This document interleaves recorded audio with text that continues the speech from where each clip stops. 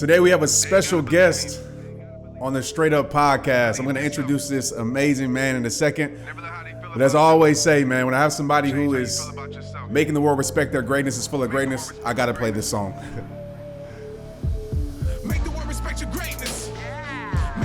So I need all the listeners to tune in. Today's a day that's going to change your life, I promise you.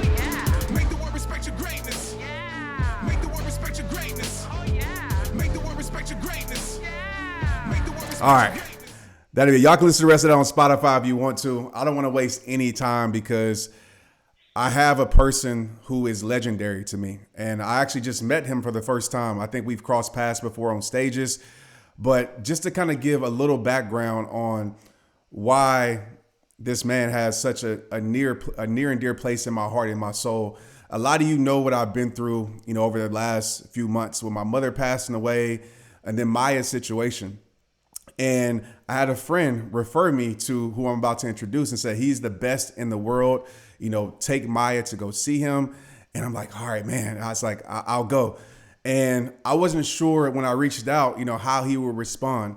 To make a long story short, he responded in a way that I've never seen a doctor respond. He says, whatever you need for your daughter and even yourself, Trent, because I know you played football, I am here to help. And that's just a glimpse of the heart of who I'm about to introduce right now, Mr. Dr. Daniel Amen. How you doing, Doc? Trent, so great to see you and be with you, and grateful for you helping me spread the word about brain health. Well, I appreciate you, and it's necessary. Ever since I've seen you, a few weeks ago, or almost a month ago now, I am taking it seriously, and it was literally life-changing for me. And my hope today is that the listeners of the Straight Up Podcast, so guys, listen to this right now. This can literally be life-changing to you because I'm just going to be honest, Dr. Amen, I think a lot of people don't understand or not aware, or maybe they don't want to be aware. And I was one of those people where, I just kind of thought that how I acted was just, I chalked it up. Like, this is just who I am.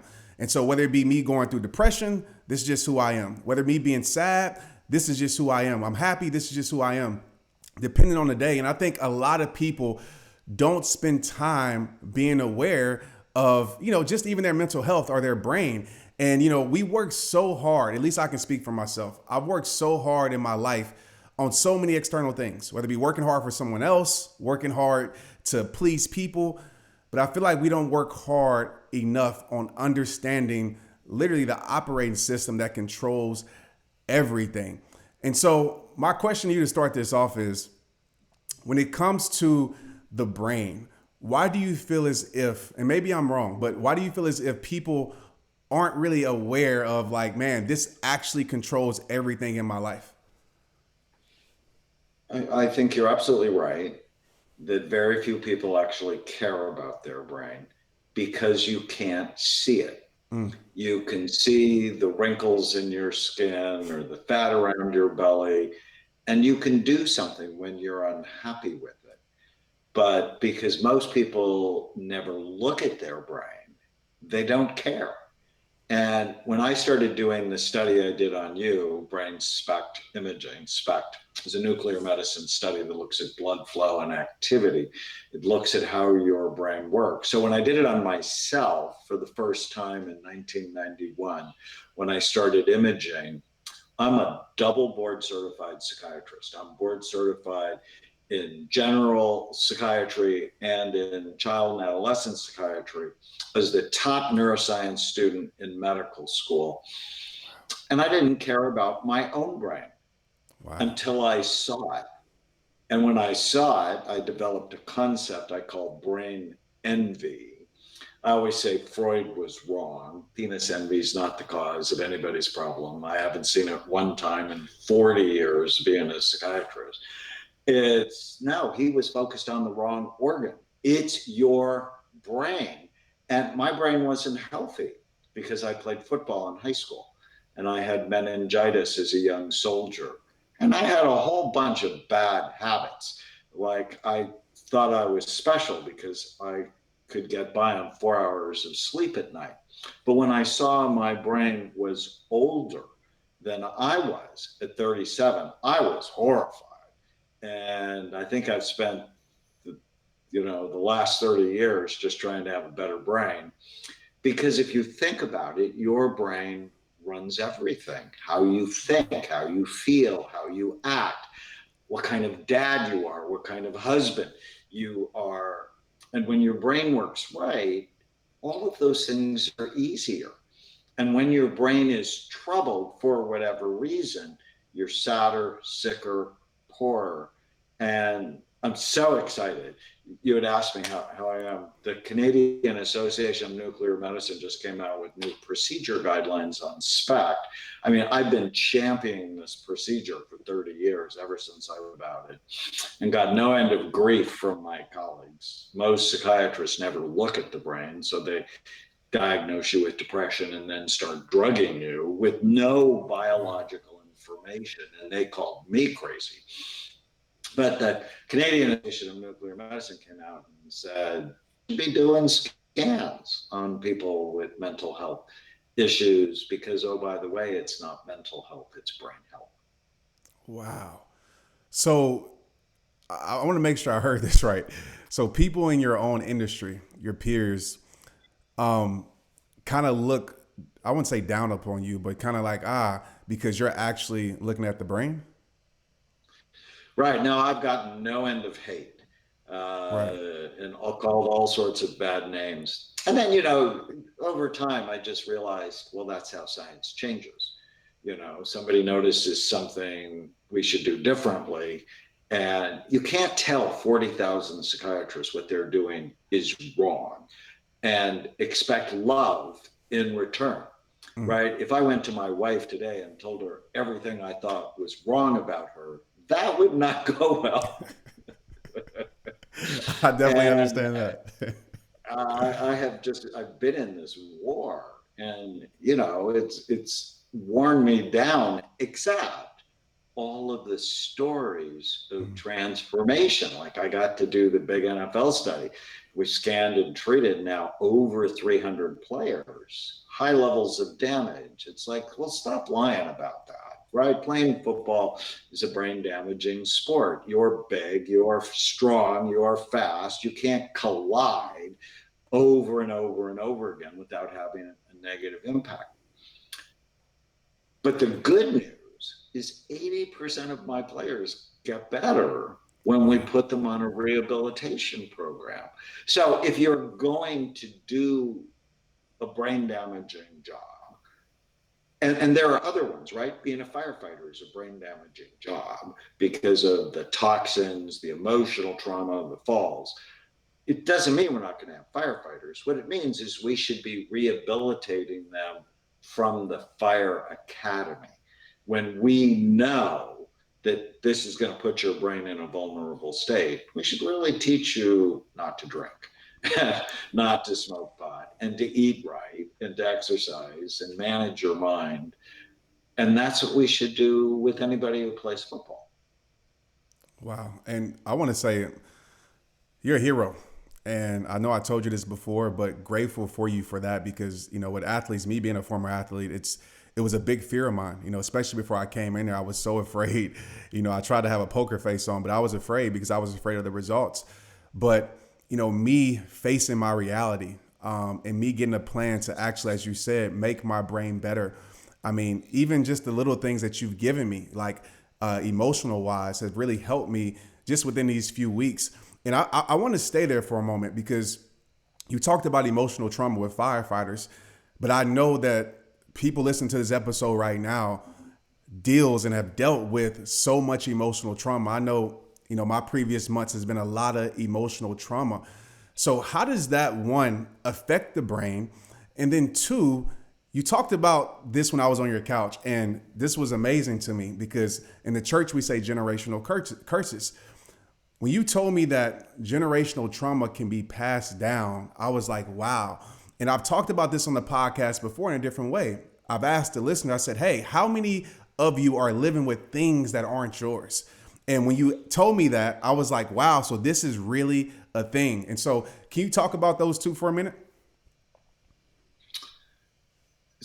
So trauma actually can get stuck in the brain. I published a big study, um, and we see the emotional circuits in the brain become busier, hyperactive after emotional trauma. And for many people, it calms back down. But for some people, if it happens too strongly or too much, it resets those circuits to just be more active, to put you at more risk for anxiety and depression.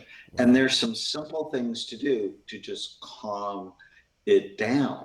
Um, there are treatments I love. One's called EMDR, specific psychological treatment for trauma. Another is havening, where you actually bring up the trauma. So, Maya getting hurt and all of the intensity around that. And then stroke your arms like this while you think about it. And it actually has been found to calm those circuits down. Wow. Um, you don't have to live with past trauma. And then generational trauma, I have a new book behind me, Your Brain is Always Listening. And I talk about the dragons from the past that are always breathing fire on your emotional brain. And my favorite dragon, the most interesting of all the dragons, is the ancestral dragons, where the issues you have aren't yours, that they got written into your genetic code by trauma in a previous generation. So, for example, my wife's grandmother grew up in what is now Lebanon during World War I and the Great Famine that was there. And she was actually lost in the mountains when she was 5 years old for 3 days. And she lived with trauma her whole life. And before the pandemic, my wife had a pandemic room. I'm Wow. like, we live in Newport Beach. When is there not going to be toilet paper on the shelves? Or when, are we not going to be able to get groceries? Now, I can never say anything to her again. But her genes had actually been preparing for 3 generations. And I think it's critical for everyone to know their family history and to go, so what's mine? What do I need to work on and own? And what's not mine that I need to let go? And it's just such a helpful concept. That is so deep. I went on a journey not too long ago with that, especially when my mother passed. And, I was telling my brothers, from a positive standpoint, like, mom gave us, so many good things to be able to run our race once her race was done. And I always think about this, always thinking about, one, what's the seeds that I'm planting in my kids? Because I feel like every single day we're planting seeds, whether those seeds are good or whether those seeds are bad. And so I'm always conscious of that because I know as humans, we're influential creatures. So what we're around, usually we're a product of our environment, sometimes unless we're very aware and conscious of what's actually going on. So by you saying that, it makes me even more aware to make sure that I'm being the best I can be without, giving myself grace at the same time as a parent. But I want to make sure I'm able to give my kids, and I'm also uh, hungry to heal.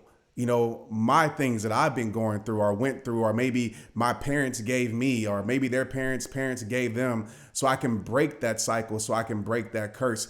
I want to ask this question because it's just in my brain right now, and it might be I don't think any question is stupid, but with this question, I wonder this, and I'm sure a lot of listeners right now are thinking like this too. I have times in my day, in my life, where I have these seasons that I'm on it, right? I mean, anything can hit me, and I can kind of push through it. Then I have these seasons that I go through where I feel like maybe depression gets the best of me, or maybe laziness gets the best of me. Maybe one day I am wanting to conquer the world, the next day I'm like, I don't want to be around anybody. Like, where does that come from when it comes to the brain? Well, it could come from vulnerabilities that you Mm, have. And there's this phrase I love called Be curious, not furious. Wow. So when you have a bad day, be the scientist, not just the subject. In that, go, so what's different about today? I had a bad dream that triggered some emotional responses to me. I didn't eat right the day before. I had conflict with my wife. I was listening to the news longer than probably I should have, and that negativity pervaded. If you can just watch the cycles you have, you'll begin to identify the triggers for what brings you down. Now, you might also have a very high expectation, like you should be performing at a high Right. level all the time. But as an athlete, you know how important rest is. So to allow yourself to recover and putting in those bright mind strategies you and I talked about how to get your brain really healthy, that will help. Because sometimes people don't know, and many of my NFL players didn't know this, that when you hit your head repeatedly, you end up with low testosterone levels because your pituitary gland deep in your brain, which is sort of the master hormone gland, gets rattled, and then your hormones aren't quite right. So optimizing your physical health ends up helping your emotional health. One of my favorite patients, Justin Bieber, I'm in his new docuseries Seasons. And, you know, like many celebrities, he'll do what I say some of the time. and, and he wasn't being very cooperative. And then he had a hard time, and he came into my office and he said, I think I understand.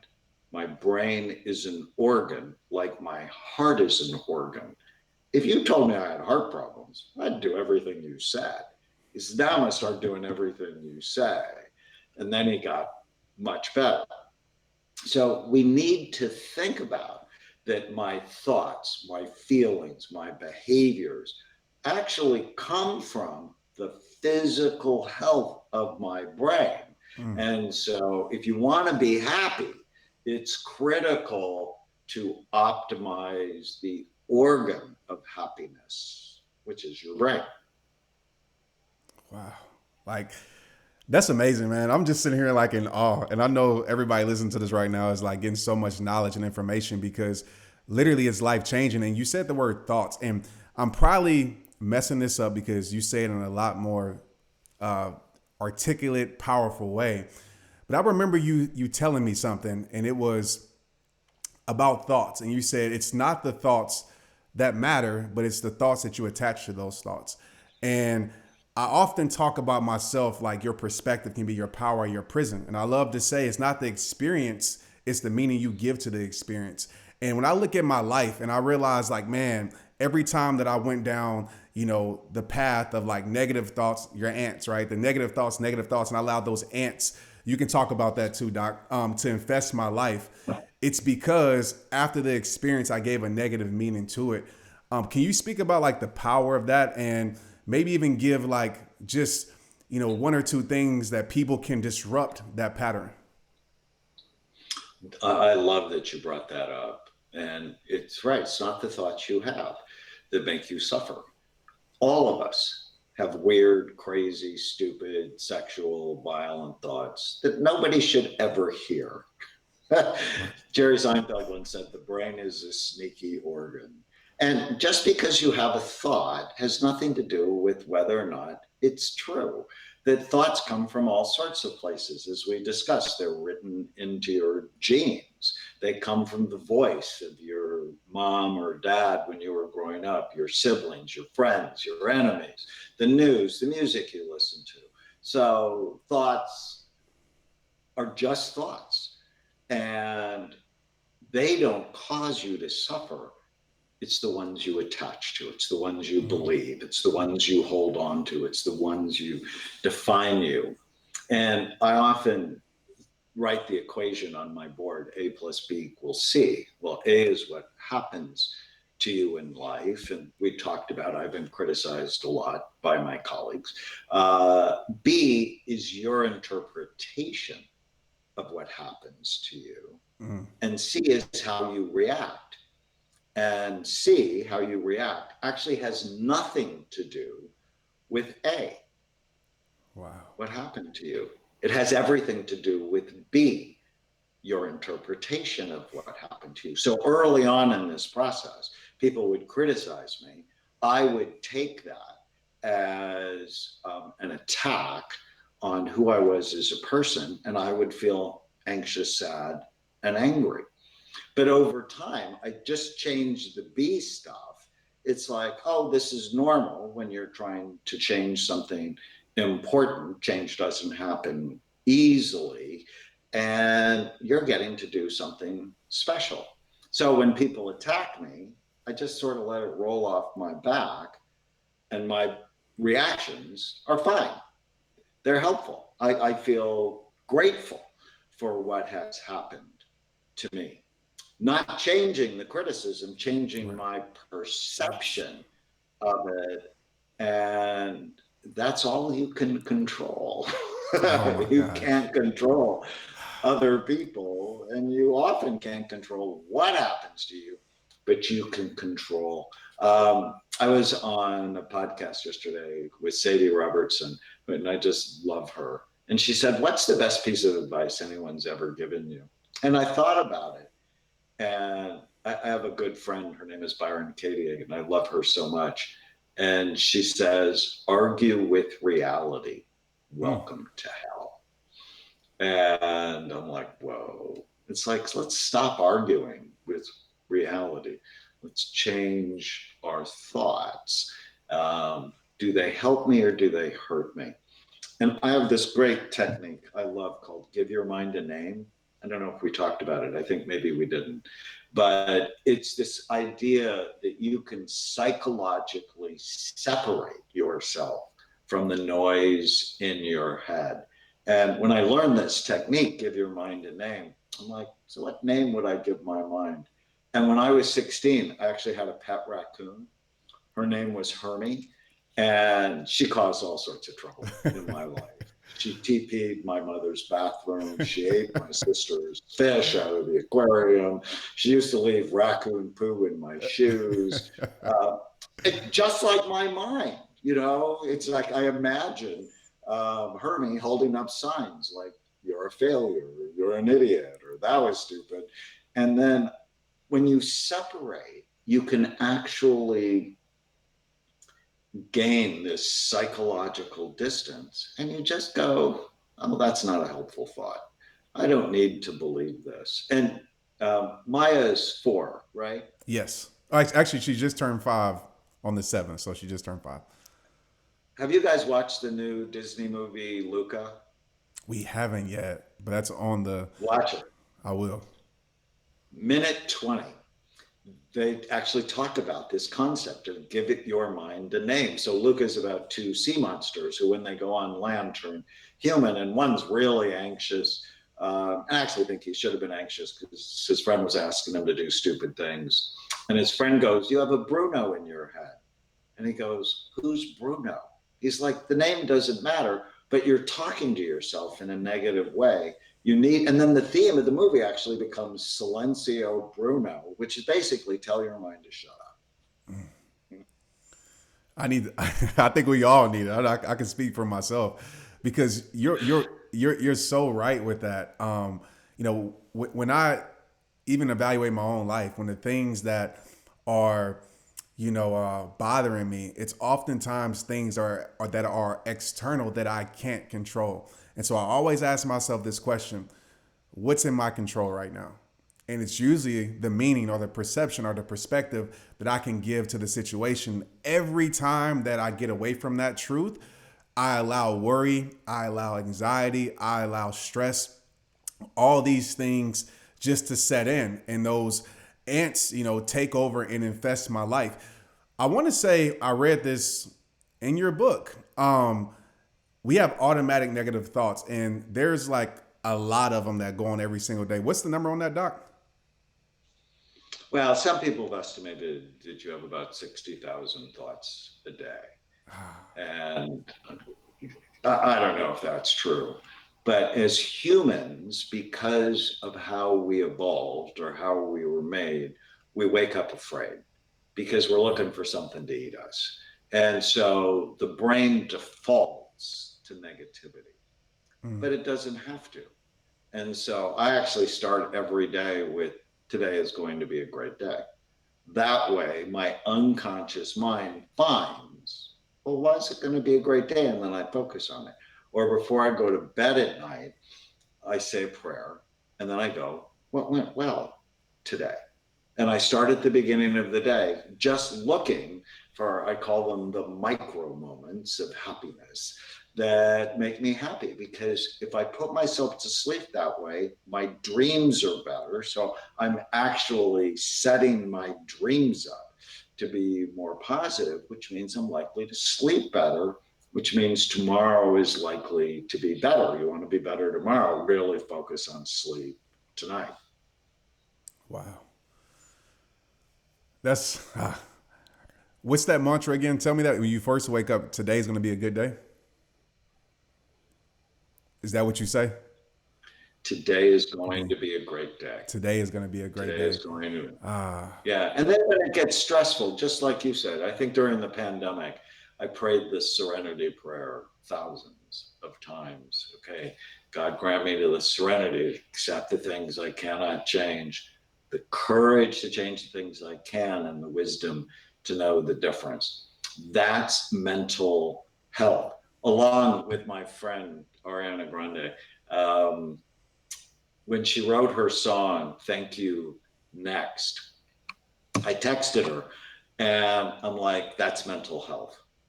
And she goes, what do you mean? And the song, it's a fun song about her past relationships. And it's like she's moving on. But ultimately, those are the three words of mental health. It's gratitude for what has happened and then turning your head to look forward.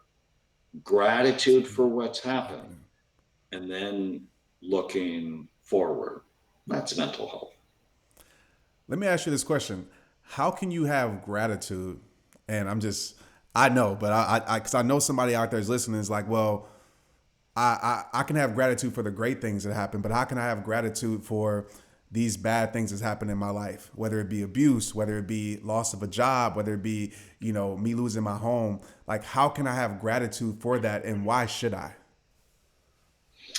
Well, because if you hold on the herd, it's poisoning your system.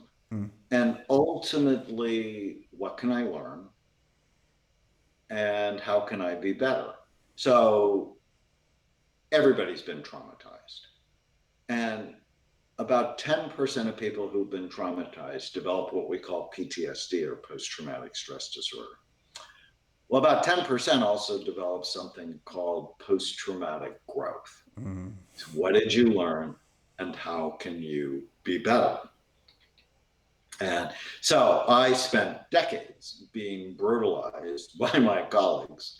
And it's like, well, how is that good?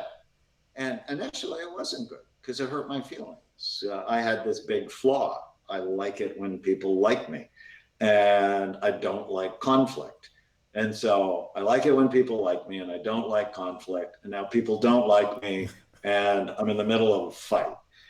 But ultimately, I'm grateful for it because I've been able to do something very special.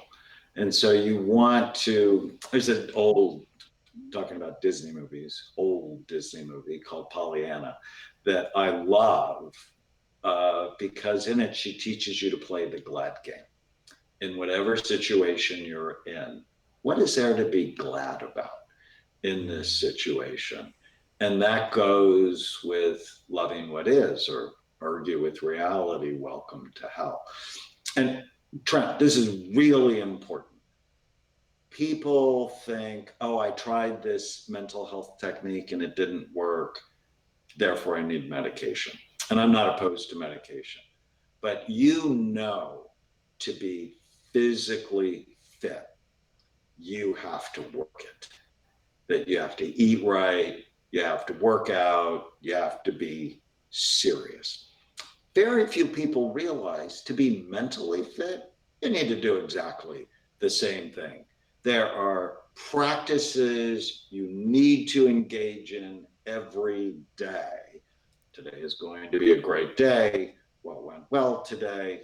Is it true? Whenever you have a negative thought, that's one of the questions. And that's what I'm really trying to help people with, is developing the mental discipline to be happy. And quite frankly, this is very important. Happiness is a moral obligation because of how your mood impacts everybody around you. Wow. And Dennis Prager, he created this great short video called Why Be Happy. And when he said that, because I grew up Roman Catholic and guilt was a big thing in my family. And I'm like, happiness is something people should strive for. And then if you've ever been married to an unhappy person, you know the impact on your life, or raised by an unhappy parent, you know the devastation that can leave you with. So working to be happy isn't selfish, it's actually altruistic. Now, that's not the same as pleasure. I often think of pleasure as the enemy of happiness because of dopamine. It's like when you get a thrill, you can want more and more to get the same effect.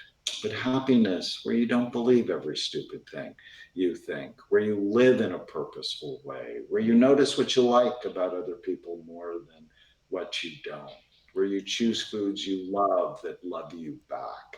All of these strategies, it's important for us to develop the mental discipline to take care of our brains and our minds. Wow. Dr. Amen, I know for a time crunch, I know we're coming up on about 30, 35 minutes. And I want to make sure that I give you that opportunity because, I mean, really, that was just it. But just to the person out there that's listening right now, why should they, if you had to give one last speech that lives forever, right, or a statement or a quote, to help people really pay attention and prioritize their brain health, what would that be and what would you say to them? Your brain is involved in everything you do. How you think, how you feel, how you act, how you get along with other people. Your brain is the organ of intelligence, character, and every decision you make. And when your brain works right, you work right. And when your brain is struggling, you have trouble in your life. But after looking at nearly 200,000 brain scans over the last 30 years, what I've come to believe in my soul is you're not stuck with the brain you have. You can make it better. I can prove it. And with a better brain, always comes a better life. There you have it, Dr. Amen. I want to say thank you for taking time out of your day to pour into everybody in the Straight Up Podcast. Thank you for who you are to me, the best in the world. Make sure that you pick up Dr. Amen's new book, all of his books, but I'm currently reading Your Brain is Always Listening. I'm understanding my dragons that I have in my life and how to slay them, and it's really helped me. Let them know where they can find you out, podcasts, social media outlets, before we get off of here. Well, thank you so much. They can learn about our clinics. We have 9, soon to be 10 clinics around the country at Amen like the last word in a prayer, clinics.com. You can follow me on Instagram at doc_Amen or on Facebook. And my wife and I have done actually about 800 podcasts. The Brain Warriors Way, brainwarriorswaypodcast.com. Well, there you have it. Dr. Amen, thank you so much, man. I really appreciate you, and I cannot wait to see you soon. Great. Thanks, my friend. Have an awesome day. All right, let me finish recording.